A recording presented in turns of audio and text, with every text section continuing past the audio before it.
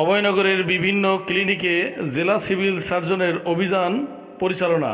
বিশ্বাস ও আলমদিনা ক্লিনিক বন্ধ ঘোষণা। যশোরের civil surgeon doctor Mohammad Masud Rana অভয়নগরের বিভিন্ন ক্লিনিক অভিযান পরিচালনা করেন।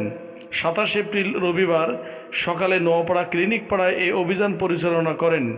এ সময় সরকারি বিধিমালা অনুযায়ী ক্লিনিক না চালানোর দায়ে আলমদিনা ও বিশ্বাস প্রাইভেট ক্লিনিক এই দুটি ক্লিনিকে স্থায়ী বন্ধ ঘোষণার নির্দেশ দেন এবং বিশ্বাস ক্লিনিকের সামনে বড় করে বন্ধ ঘোষণার নোটিশ বোর্ড টানানোরও নির্দেশ দেন যশোর জেলা সিভিল সার্জন। এছাড়াও আলমদিনা ক্লিনিকে যতদিন সরকারি নিয়ম অনুযায়ী ক্লিনিক না চলে ততদিন ক্লিনিকটি বন্ধ থাকবে বলেও তিনি জানান।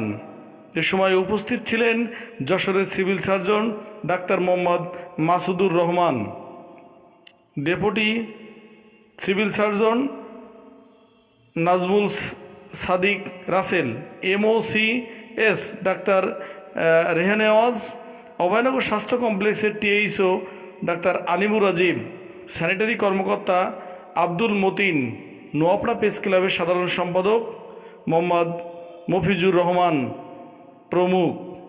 জাকির হোসেন হৃদয়, অভয়নগর সমাচার। ক্লিনিকের বিরুদ্ধে নানা অভিযোগ ছিল, আমাকে বারবার সবাই রিকোয়েস্ট করেছিল, আমরা নানা ব্যস্ততার কারণে আসতে পারি।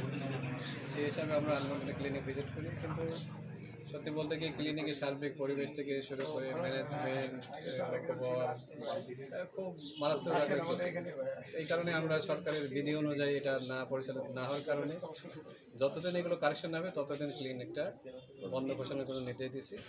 তবে ওখানে একজন ডাক্তার আছেন, উনি চাইলে তার প্রাইভেট প্র্যাকটিস করতে পারবেন, এটা হচ্ছে সর্বশেষ। জি স্যার, আর যেগুলো স্যার এই বিশ্বাস ক্লিনিক স্যার যেটা যেমনটি দেখেছেন স্যার, বিশ্বাস ক্লিনিক আমরা গেছিলাম, ওরা বলছে যে তাদের কার্যক্রম নেই এবং তাদেরকে বলা হয়েছে যে তারা যেন সামনে সাইনবোর্ড দিয়ে দেয় যে ক্লিনিকের কার্যক্রম বন্ধ আছে। স্যার আরোগ্য সদনে স্যার কি আরোগ্য সদন ভিজিট করছে, সেটা মোটামুটি আছে, কিছু ত্রুটি আছে সেগুলোকে আমরা বলছি।